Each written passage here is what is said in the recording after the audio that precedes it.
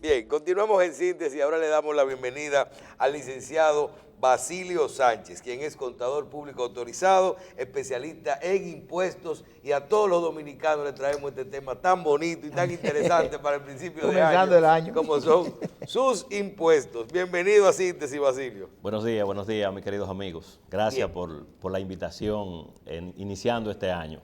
Bien, Basilio, vamos a tratar de dividir el programa en dos. La primera parte, a título de introducción, ¿qué tiene que conocer? Todos los días vemos que la administración tributaria o la Dirección de Impuestos Internos, para que la gente entienda, el gobierno crea diferentes tipos de impuestos. Una cosa es cobrarle a los que no cobran, otra a los que no pagan, otra cosa es crear un impuesto nuevo y otra cosa es cambiar la modalidad de algo. Yo quiero que tú inicies diciéndole al dominicano qué debe de tener presente este año que ha cambiado y si tenemos algún impuesto nuevo o alguna modalidad nueva o alguna norma nueva que debamos de tener presente en este momento.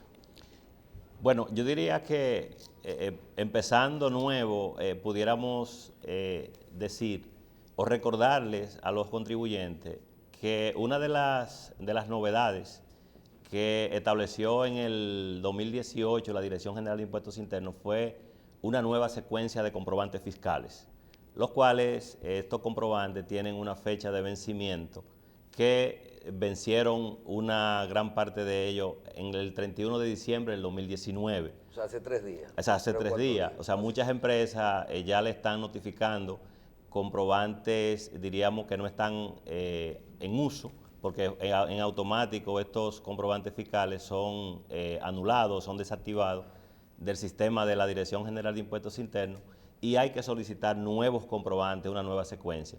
Y es importante que los contribuyentes los tengan pendientes porque estarían entonces emitiendo facturas. Entonces, primer tema, los comprobantes que se dieron nuevos en el 2019, 18 vencieron el 31 de diciembre, una gran parte de ellos comenzaron a vencer en el 31 de diciembre del 19.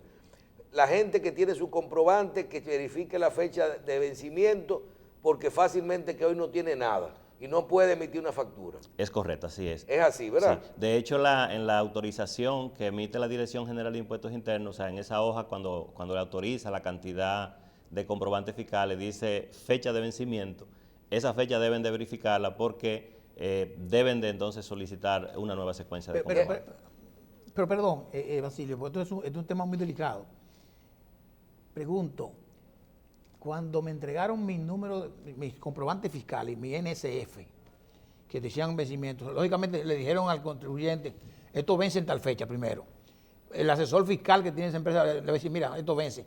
¿Cuándo esa persona tiene que comenzar a pedir renovación? ¿Cuando se venzan o antes de vencerse? En el caso de los comprobantes, hay dos modalidades. En el transcurso normal de la actividad comercial, cuando los comprobantes se agotan, para solicitarlo hay que hacer un envío de los ya utilizados, o sea, de los utilizados hasta ese momento. Pero en el caso de que no se te acabaran. Exacto.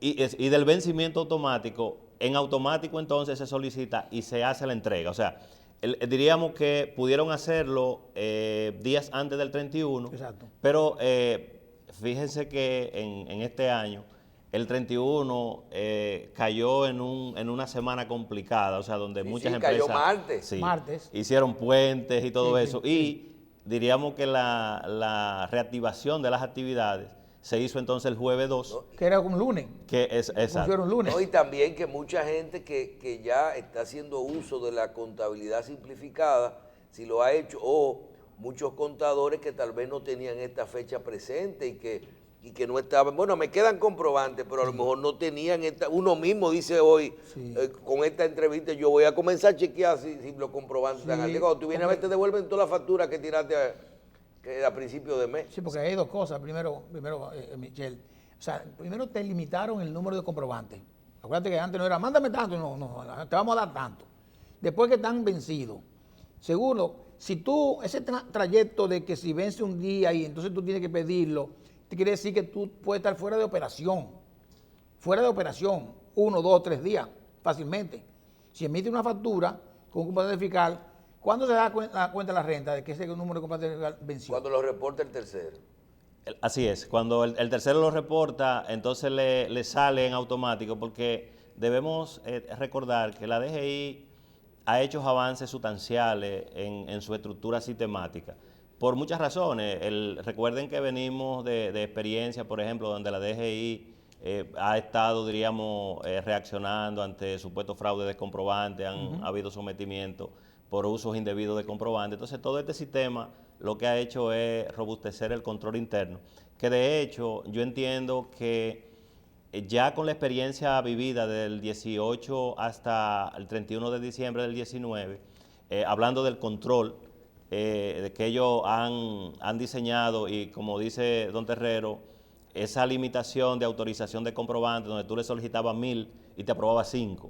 Entonces, diríamos que esa experiencia de 2 años ya debe de indicarle a la DGI cierta flexibilidad en el control y comenzar entonces a dar autorizaciones mucho más, diríamos, de mayor cantidad, porque no es tan práctico el que cada 2 meses, cada 3 meses, tú estés haciendo solicitud de comprobante con la rapidez que tiene que hacerlo y con la complejidad que tiene ahora el operar un negocio con todas estas obligaciones. Sin embargo, Basilio, oyéndote y hablaste de la transformación de la DGI, que es muy bien, y yo estoy de acuerdo plenamente, en la tecnología inclusive, y robustecer sus controles internos, que también lo ha aplicado, también estoy de acuerdo. Sin embargo, viendo las declaraciones de la DGI o del propio director general, con todo y eso que se ha avanzado, la evasión fiscal se mantiene, y se mantiene alta. Porque yo veo que ellos dicen, mira, tenemos un 40% de evasión fiscal en el TEBI, que tenemos desde cuándo. O sea, ¿qué es lo que pasa? Todavía la cultura del evasor o del emisor, el que evade y el que elude, no ha sido concientizado desde el punto de vista psicológico, hablando que teníamos al psiquiatra Mella aquí. Yo creo que cuando uno escucha las declaraciones, por ejemplo, de las autoridades fiscales, en este caso del director general de Impuestos Internos, a veces uno se queda pensando o se queda con la expectativa de que se indiquen, por ejemplo, en cuáles sectores realmente se manifiestan o se reflejan estos niveles de evasión, porque hay dos cosas importantes. Una es que la mentalidad del asesor y del consultor y del mismo empresario en estos últimos años ha sufrido una transformación hacia el cumplimiento. Okay. Y eso hay que reconocerlo. Y segundo, la propia DGI ha invertido tanto en tecnología como en recursos humanos, ha hecho grandes inversiones para mejorar sus propias estructuras. Entonces, estos elementos combinados deben de reflejar un efecto positivo hacia todo el tema del cumplimiento. Sin embargo, cuando vemos, si miramos declaraciones de los últimos 4, 5, 6 años, nosotros, y podemos nosotros decir que si tomamos como punto de partida la gestión del extinto Juan Hernández, donde se hablaba de una evasión 24-25%, y vemos que entonces se ha disparado, inclusive se ha dicho hasta de un 60% claro, en algún momento, pues como que es un poco contradictorio el analizar eso con los esfuerzos diríamos, de controles que se han hecho. Entonces, como que esa parte habría que ver hasta dónde. ¿En dónde está el asunto? Y dónde está, porque se supone, y lo sabemos todo, por ejemplo, todo lo que manejamos datos económicos, aquí las recaudaciones están concentradas en el 10% de las empresas. Exacto. O sea, los grandes contribuyentes. Y si hay una distancia tan grande en la evasión, entonces se supone que no es en el microempresario, no es en el pequeño, porque de hecho el pequeño, él es grande, diríamos, en número de contribuyentes, pero en aporte a la recaudación no es tan relevante. Entonces, como que a veces inclusive, cuando uno ve o escucha ciertas estadísticas, pareciera que justamente es una estrategia de presionar para hacer ajustes fiscales. O sea, de decir, bueno, como la recaudación o la evasión es un 45%, esos 50, todavía podemos hacer ajustes fiscales para aumentar la presión Pero tributaria. no será también que hay mucha gente en estos renglones, porque también hay que ver a todas las partes. Por ejemplo, ellos te dicen a ti que en el ITEVI se ha controlado con el tema de los comprobantes, pero que a nivel de impuestos sobre la renta se mantiene la evasión fiscal. Vimos una medida que yo creo que es algo que usted puede explicar ahora. Cuando muchos profesionales o personas independientes estaban utilizando mal el tema de los varios ingresos, y la renta vino simplemente un día y le dijo, la ley dice que es hasta 30 y pico de mil pesos, pero cuando usted lo suma, ese salario que usted tiene aquí, el otro que tiene aquí, o ese ingreso que tiene como profesional, más este sueldo que tiene aquí, usted tenía que sumarlo y eso le produce, y puso a todo el mundo a negociar, al punto de que hubo que buscarle una solución a esto, pero la administración tenía la razón. Hoy, por ejemplo, vemos que usted nos envía otro dato que a lo mejor podemos explicarle un poquito a la gente, esta norma que envía, un aviso que envía la renta, que habla a los agentes de retención sobre los tramos de la escala impositiva. ¿Qué quiere decir eso? Por ejemplo, que uno paga de renta hasta 416 y está exento, y de ahí en adelante. ¿Qué quiere decir ese cuadro? Bueno, todos los años, Michelle, la Dirección General de Impuestos Internos, en base a los datos que el mismo Banco Central aporta para determinar lo que es el ajuste por inflación, pues por ley está establecido que la escala o los tramos impositivos o la exención que tienen las personas físicas, pues sea revisada y sea corregida en función al índice de inflación del año. Sin embargo, por ejemplo, cuando hablamos de que la escala es de 416.220, estamos diciendo que cada empleado, cada profesional liberal, pues tendrá una exención mensual de unos 34.600. Ahí la tenemos. Vamos a quitar la mosca. Terrero, sí. 416.000 dividido entre 12, ¿cuánto tú tienes ahí? Tú que tienes ahora mismo el teléfono en la mano. 416.000 entre 12, ¿cuánto da? 34.666. Quiere decir que el que paga gana 34.000 pesos mensual no paga impuestos. No paga impuestos. No paga impuestos sobre la renta. Sí paga la TCS, pero no paga el impuesto. No, porque que aquí para la gente entiende que la TCS es de la DGI. La TCS es otra cosa. No paga impuestos sobre la renta. Segundo,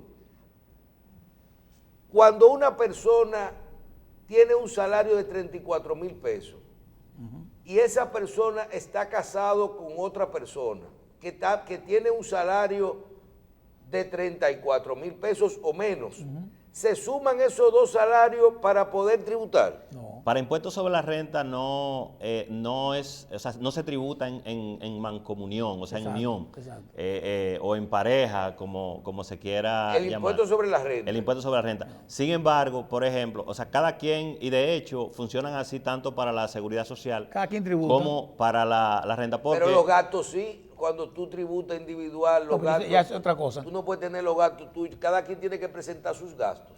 Así es. Lo que pasa es que el tema de los impuestos y la seguridad social es como la salvación, es individual. Sí. O sea, entonces, funciona así. O sea, uno va para el infierno y uno va para el cielo, posiblemente, ¿verdad? El tema de los impuestos. Sí. Eso está bueno. Entonces, una pregunta. En la segunda escala, que la llevan el que gana de 416.000 a 624.000. 624 entre 12, ¿cuánto es? Ok, un momentito. 624.000 entre 12. 52.000 pesos. Ok, el que gana 52.000 pesos mensuales, o sea, entre 34 y 52. Sobre los primeros 34 no paga impuestos. No paga impuestos. Y sobre la diferencia entre 34 y 52 va a pagar un 15%. 15%. O sea, si decimos 12.000 pesos, ¿verdad? Sí. De esa diferencia se multiplica por 2 y se le calcula el 15%. En buen español, los 34.000 pesos son exentos para todo el mundo. Ok, esa tabla se modificó, vamos a ponerla en pantalla, o se quedó igual este año. Sí, no hubo el efecto de inflación. Sí, exacto. Es un dato interesante que yo creo que ahí el gobierno no está siendo consecuente con esa gran población de contribuyentes, sobre todo el que está en las escalas más bajas. Y no lo hicieron el año pasado tampoco. No la hicieron el año pasado. O sea, la hicieron en el 16, Sí. en el 17 no la hicieron, en el 18 no la hicieron y la mantienen entonces en el 19. Y si fuera por la inflación, ¿en cuánto tuviera que estar el salario exento? ¿En 38,000 pesos? Estaría más o menos en unos casi 38, 37, casi en el tramo de 38. Sí, considerando el índice de inflación. Correcto. Porque lo que pasa es que, y ahí diríamos los expertos en leyes, habría que evaluar hasta dónde este tema está siendo violatorio, porque hay un tema, Terrero. Sí. Fíjate que nosotros sí para las empresas sí tenemos un ajuste reconocido, que es el llamado, diríamos, el reconocimiento a la pérdida de valor del dinero, por ejemplo, a los inventarios claro. y a los activos Lo fijos. que se llama la depreciación. Y conforme a normas de auditoría también y contabilidad hay que registrarlo. Correctamente. Entonces, para la persona física no aplica, entonces, bueno. Correcto, que debería de ser visto, porque la verdad es que cuando vemos, por ejemplo, todos estos temas de esta discusión de aumento de salario, fíjate, duramos el año pasado discutiendo un aumento de salario y finalmente ya casi en el tramo, por encima de la mitad del año Basilio, se aprueba. El que paga sus impuestos y el que se va adecuando a los cambios de la DGI, porque yo siempre repito que yo escuché a Magín Díaz decir en una conferencia, que la ley de sincerización de contabilidad simplificada tenía muchísimo tiempo en otra modalidad y que las empresas no se acogían, la gente no la usaba. Entonces, ¿en qué medida también, si tú haces las cosas bien y te mantienes haciendo todo lo correcto, tú recibes ese respaldo y tú no tienes problemas con la DGI? Porque parece ser que todos los procesos se han automatizado y que todo si tú estás correctamente, no vas a tener problemas. Mira, Michelle, realmente una cosa es lo que a veces conceptualmente tiene un funcionario de los procesos y otra cosa es cómo los sistemas pueden interactuar o pueden exigir, si se quiere, el cumplimiento. Por ejemplo, Terrero, que maneja perfectamente los temas de auditoría interna y control, sabe que los sistemas pues van a exigir tanto como tú diseñes su programación para que exijan. Por ejemplo, una persona que cumple, como bien usted dice, Michelle, que cumple cabalmente con sus obligaciones fiscales, pero si en un mes presenta alguna diferenciación, por ejemplo, en que un tercero le manda un reporte con 2,000 pesos de más o de menos en un comprobante fiscal, pues el sistema automáticamente hace una notificación. O sea, y es lo que llamamos el mecanismo de control que tiene la DGI. O sea, al final de cuentas, diríamos que lo que hay que preocuparse es por cumplir bien, ya no es por cumplir. O sea, antes era cumplir y diríamos que como no había tanto desarrollo en las estructuras tecnológicas que tiene la Dirección General de Impuestos Internos. Ahora es cumplir bien. Ahora es cumplir bien, porque no importa qué tanto tú cumplas, si en algún momento falla, entonces el sistema te va a mandar notificación. Te va a castigar como quiera. Como quiera. Entonces, yo creo que el consejo para este año a los contribuyentes es que tratemos de organizarnos, tratemos de revisar bien las informaciones que interactuamos con terceros, para que el cumplimiento sea el correcto. Porque, por ejemplo, y como bien usted decía, sucede que a veces hay un profesional independiente y sucede mucho, por ejemplo, con los notarios, que son muy rápidos en las diligencias diríamos, de su propio trabajo, de darle servicio a múltiples empresas organizadas. A veces, por esa misma velocidad, se puede traspapelar algún comprobante fiscal o algún documento, pero la empresa organizada sí lo reporta debidamente y entonces le notifica inconsistencia. Y esto entonces amerita proceso de tener que visitar a la DGI, descargar la notificación, hacer un escrito de descargo para entonces explicar las razones por las cuales estas inconsistencias se han manifestado. Y si da a pagar, hay que pagar, y si simplemente es un error del tercero, pues con el escrito de descargo se corrige. Hay mucha gente, Basilio, y te voy a hacer esta pregunta y como consultor no quiero que te vaya a afectar, y que quizá la respuesta sea muy prudente, ¿verdad? Hay mucha gente que acusa de terrorismo tributario a la DGI. Creo que quizás es que con la modificación de controles y poniendo más vigilancia a los contribuyentes, la Dirección General de Impuestos Internos se ve agresiva. Se ve agresiva con relación a años anteriores, pero lógicamente está persiguiendo sus funciones, que es recaudar y buscar a todo aquel que tenga que pagar, si no está pagando, que pague. A lo mejor lo hacen de una manera muy agresiva, y te pongo los casos de esta gente de la compañía de Rones, que dos compañías en particular que fueron o están acusadas de un delito grave, ¿verdad? Un delito tributario que además se junta junto con el lavado de dinero, y que de una manera muy quizás para ellos inapropiada fueron apresados y publicado todo lo que está pasando. O sea, ¿existe el terrorismo tributario o la gente está en exceso? Yo creo, hay que ver diríamos, varios puntos de vista con ese enfoque, Terrero. El primero es que hay que entender cuál es el rol de un director de impuestos internos. Cobrar. O sea, es cobrar. Y yo diría, don Michel, que su reto mayor es responderle a su jefe inmediato, que es el presidente de la República, quien anda, por ejemplo, camina el país haciendo visitas sorpresa, prometiéndole a la gente soluciones. Sí. Y cuando él llega al palacio, pues la primera llamada debe ser a Magín. Claro. O sí. Magín debe de estar leyendo. O está esperándolo ahí, Magín. O está esperándolo ahí. Esto es lo que hay, como cuando hacía Balaguer todos los días, vamos a revisar. Que dicho sea de paso, la única diferencia con Balaguer, a mi entender, es que Balaguer llevaba una mascota y lo hacía de una manera muy práctica. Ahora consulta el sistema, cuánto hay, y de ahí entonces se despliega. Yo pienso que primero, el consultor, el empresario, es entender el rol. Lo segundo es el cambio de cultura. Fíjate, Terrero, que desde el 2007, cuando los comprobantes fiscales pues se establecen como una modalidad, pues cambió todo. O sea, inclusive, por ejemplo, contadores y consultores que llevaban una dinámica de presentación atrasada, pues con esta velocidad de las cosas han tenido que eficientizar los trabajos. Por ejemplo, empresas, yo recuerdo, y en el rol de auditoría, por ejemplo, que uno iba a auditar empresas y tenía que esperar al último día de abril porque no habían cerrado la contabilidad. Correcto. Ya hoy en día, producto de todos estos cambios, pues las contabilidades deben ir cerrando día a día porque si no tienen problemas. Por ejemplo, todos los meses. Todos los meses. 606. Así es. Por ejemplo, ya el día 15 de enero hay que mandar el 607, el 606, el día 20 hay que declarar el ITEBI. Entonces, eso significa que si tienes los gastos para mandarlo el día 15, es porque tú tienes toda la información recogida. Entonces, yo pienso que todo este cambio de cultura debe de ser asimilado por todos los actores, y con la posición, por ejemplo, de la Dirección General de Impuestos Internos, hay un elemento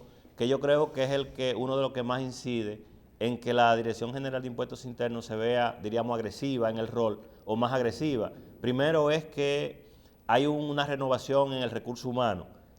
Por ejemplo, personas que están interactuando permanentemente con un sistema de información que lo que está es retroalimentándolo y dándole, dándole informaciones para que ellos entonces actúen, y esto sucede con todas las notificaciones que en automático el sistema pues está haciendo, y hace entonces que estos funcionarios de la Dirección General de Impuestos Internos, a través de los planes de recaudación, pues actúen de una manera más eficiente. Y hay un elemento, Terrero, con eso. Fíjense que ya la DGI lo que está es trabajando por estadística de información. O sea, todos estos sistemas de minería de datos, o sea, de análisis de datos, lo que están haciendo es analizando cada mes, cada flujo. Revisión analítica. Exactamente, así es. Y eso es lo que está haciendo. O sea, algo se dispara, pues ya me llama la atención. En automático. El licenciado, en el 2020 hay dos puntos que debemos de tratar, y es que cuando vi el proyecto de presupuesto de ingresos y gastos para el 2020 aprobado, vemos dos cosas interesantes. Una, que parece ser que el proyecto incluye la aprobación de la famosa ley de sincerización de patrimonio y actualización del patrimonio de la gente, en el que usted podrá, no hay ningún tipo de amnistía fiscal, pero en la que usted podrá tener cierto tipo de concesiones con lo que tiene que ver con las moras y los intereses acumulados de las deudas tributarias y pagar sus impuestos, y en adición a eso, transparentar los valores que usted tenga que no haya declarado, pagando un porcentaje mínimo de un 3, un 4%, depende cómo se apruebe, en vez de un 25, un 27% que usted debió pagar originalmente cuando usted recibió ese activo, ese dinero, esa acción y todo eso. La otra parte que vemos en la ley es no la inclusión de nuevos impuestos, porque no se ha modificado los impuestos, o sea, no hay una creación de nuevos impuestos, sino la creación de figuras de cobrarle impuestos a cosas que no se cobran, por ejemplo, las cosas que se compran por internet, pero de operaciones que se realizan en República Dominicana. Un Airbnb, una transferencia de un bien, un servicio, que usted alquila una casa y no paga un impuesto. Se habla hasta de usted compra un canal de película, para no mencionar nombre, por internet, o se puede mencionar el Netflix, y esa transacción está exenta de ITEVI, pero usted recibe ese servicio, lo paga y lo recibe en República Dominicana. Háblenos de esas dos cosas que vemos en el presupuesto y no son nuevos impuestos. Es un tema interesante porque yo diría que con el tema de la ley de sincerización patrimonial, es un pendiente del presidente de la República, diríamos como primer objetivo, porque recuerden que la ley de prevención del lavado fue una ley que no nos la inventamos nosotros, fue una exigencia de los organismos multilaterales, donde nosotros, si no aprobábamos una ley, diríamos, moderna, pues nos quedábamos fuera, o podíamos quedarnos fuera de todo un sistema global. Y esto entonces, o sea, los bancos iban a tener problemas porque los créditos, los préstamos del Estado. Y yo creo, Terrero, que ahí el presidente de la República se ha demorado bastante, porque una ley que fue aprobada en el 17 y todavía nosotros no hemos creado, o sea, como Estado, el Estado debe de decir, bueno, a partir de aquí, pues las reglas son estas, o sea, a partir de la ley de esa aprobación o esa promulgación de la ley de lavado, las reglas son estas, o sea, y podré juzgarte en materia de esa ley a partir de que nos manejábamos, diríamos, con una ley un poco más, con menos elementos. Dentro de ello, por ejemplo, el tema de la tipificación como delito precedente, la evasión fiscal. De lavado. Entonces ese es un tema porque, por ejemplo, cómo pudiéramos ser, diríamos, duros juzgando a un contribuyente en materia, por ejemplo, de lavado, hoy en el 19, cuando yo en el 17 no le creé las condiciones para tener calidad moral de poder juzgarlo justamente. Y bien Terrero mencionaba, por ejemplo, estos casos de empresas de alcoholes que, además de ser un delito consagrado en el Código Tributario, pero entonces también dentro de lo que uno ve en lo que ha señalado la prensa, también están acusados de delito precedente de lavado de activos. Y evidentemente que tendrán que juzgarlo con la ley actual, o sea, porque se supone que a menos que el delito sea anterior. Sea anterior. Y yo creo que, y ya entrando a lo que es la ley de sincerización patrimonial, me parece que esta ley tiene unos meses, y ya tiene un año y pico rodando en el Congreso. Se aprobó en primera lectura en el Senado el proyecto de ley, inclusive un proyecto más mejorado porque tiene unas tasas mucho más flexibles. En el primer proyecto se hablaba de un 10%, de un 5% diríamos, en la exposición del patrimonio. Ahora es un 3%, ¿verdad? Ahora es un 3%. Pero yo diría que si esta ley no sufre unas mejoras, no sería una ley muy atractiva porque, por ejemplo, esta ley debe de incluir lo que es el perdón de los años, diríamos, de los años que todavía están activos para fines de ser fiscalizados. O sea, los últimos 3 años. Años no prescritos. Años no prescritos. ¿Por qué, Michelle? Por una razón sencilla.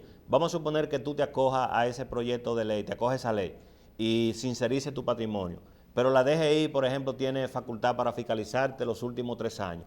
Y en esos últimos 3 años entonces te determina una situación que es un delito precedente, una evasión fiscal. Entonces, Tú mismo te va a subir el valor. Lógicamente, pero que además el hecho de que tú porque esos son de los temas que hay que... Repítanos eso, licenciado, para dejar ver si dejamos algo. Sí, claro, ¿no? por ejemplo, vamos a suponer, la ley de sincerización patrimonial lo que plantea es que cualquier patrimonio no declarado yo debo de declararlo y pagar por ello un ¿Eso porcentaje. se supone que eso me perdona hasta el día que yo pagué? La ley no contempla un perdón, que eso hay que ponerlo claramente, de que tú tienes los últimos 3 años, entonces los tienes fiscalizados. Ya la DGI, por ejemplo, no podría volver a esos periodos, pero al no estar establecido claramente, se quedan entonces esas... Sí puede volver hacia atrás.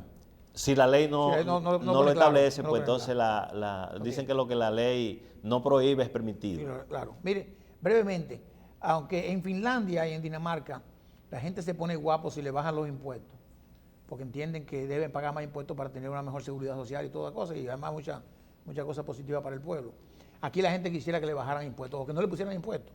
Le pregunto si hay alguna medida, algún impuesto que prescriba, que determine, vamos a suponer, el IPI, por ejemplo, el impuesto a la propiedad inmobiliaria. Hay un momento que la gente puede dejar de pagarlo. La ley contempla una excepción, que es la edad de 65 años. Y la casa de familia que tenga más de 20 años con y que sea su única vivienda. Entonces, hay un procedimiento donde se depositan estos elementos y sí hay una excepción. Casi aplica para jugar golf atrás, a las amarillas, y para no pagar el impuesto de tu casa. O sea, que yo estoy casi ahí porque 20 años viviendo en una vivienda y a los 65 años no pago impuestos de IPI. ¿Está a nombre tuya la vivienda? Claro que sí. ¿Y es tu única vivienda?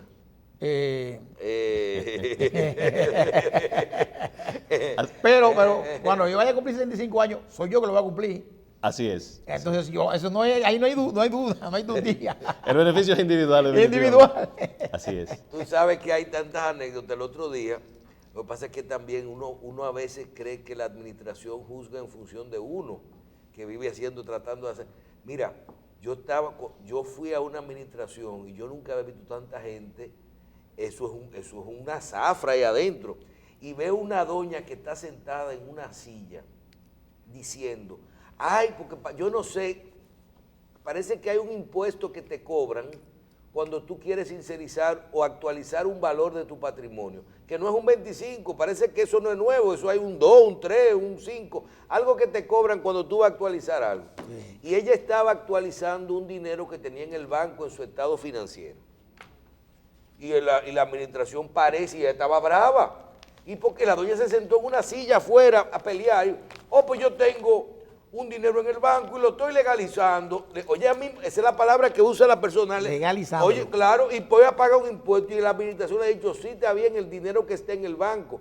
Pero ella tenía otro dinero en el banco en una caja de seguridad que eran 10 millones de pesos. Y la administración le dijo, no, eso no. ¿De dónde sacó ese dinero? Porque usted no puede actualizar un dinero que usted tiene en una caja de zapatos. No, estaba ahí en la caja de seguridad. Oh, pero usted me lo tiene, eso está en el banco. Oye, una cosa, la verdad que todos los días se ve algo. Basilio, finalmente, hay muchas personas que te llaman y te dicen, fulano tiene una casa que tiene hace 20 años y tiene 10 años que no paga el IPI y ahora hay una actualización de patrimonio, de valores en los activos, pero aparte con los intereses y con la mora, eso se ha puesto en 5 veces el valor de la propiedad. Por otro lado, tuve gente que te dicen, yo tengo una propiedad, pero se le actualizó el valor y eso no es impagable, porque tú no puedes, una cosa que, si tú tienes un sueldo de 50,000 pesos mensuales, tú no puedes pagar 20,000 de IPI, ¿verdad? Porque te pusieron una casa que tiene 30 años, 40 años. El valor de las cosas, ¿qué es? Sí. Lo que la renta le asigna a los particulares o los valores de adquisición, o es si tú operas o no operas. Yo creo, Michelle, y ese dato, eso es interesante. Fíjate que ahorita hablábamos del tema de la actualización de la exención contributiva. Y ahí es que venimos con el tema de la justicia. Fíjate cómo la DGI, por ejemplo, tienes un mecanismo, diríamos, sustentado en norma, de actualizar el valor patrimonial. O sea, esa vivienda o ese bien que la persona tiene, que lo compró hace 30 años, 20 Que es años. totalmente legal lo que ellos hacen. Y es sí, está sustentado en una norma para darle, diríamos, un valor razonable, un valor más o menos de mercado a ese bien.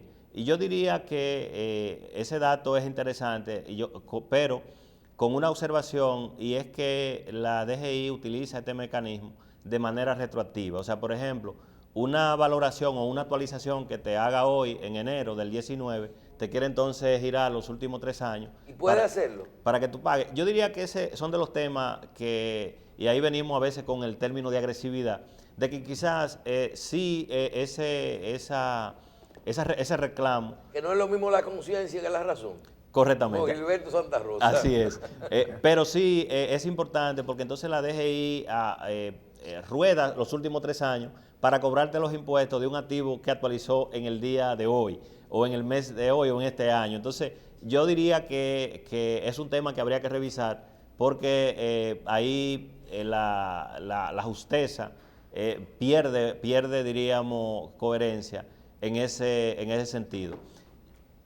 Finalmente, recordarle, Michelle, que uno de los elementos que explota estas actualizaciones es que a veces los contribuyentes van a los bancos a solicitar préstamos con sus viviendas o sus activos.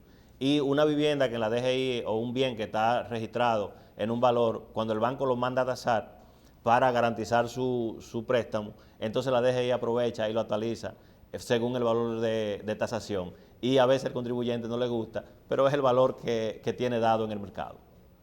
Bueno. Entonces hay que tener cuidado. A mí me pasó.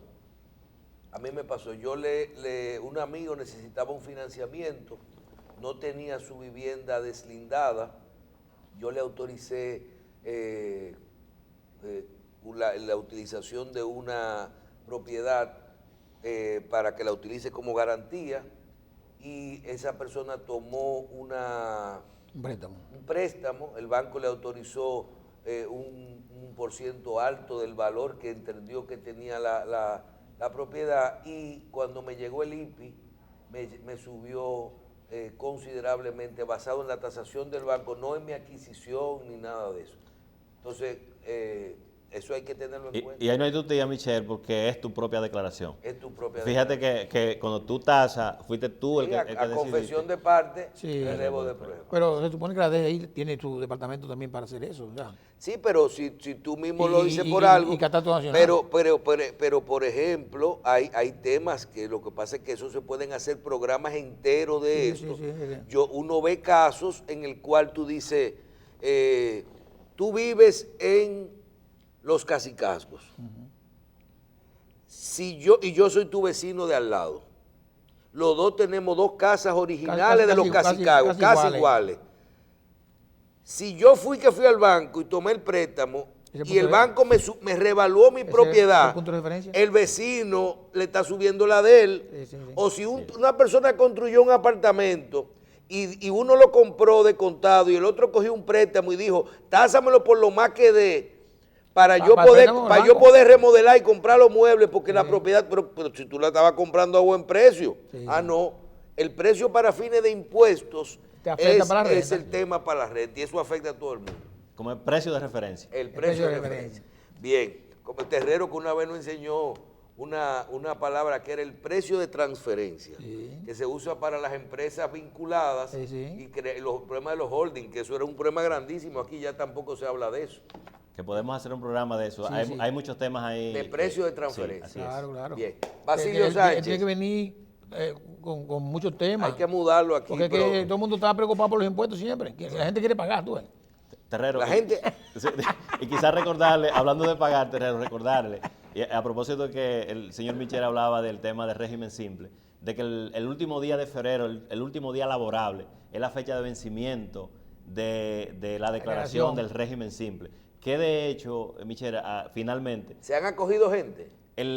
Hoy salió justamente que hay unos 13,000 y pico, pero de esos 13,000 hay casi 11,000 que son migrados del régimen anterior. O sea, hay 2,000 Nuevo. 800, más o menos que son nuevos, que me lo considero muy poco, Poco. para el esfuerzo que hizo el gobierno Claro. de vender este régimen. Exacto. Yo le voy a decir al gobierno dominicano y a la administración tributaria lo que está pasando ahí. No se va a utilizar el régimen simple de tributación por culpa de los contadores públicos autorizados. Porque ellos descubrieron que cuando la gente aprende a manejar un sistema simple, en vez de pagar una iguala de 12,000 y de 15,000 pesos, la paga de 4,000. Señores, nos vemos la semana que viene.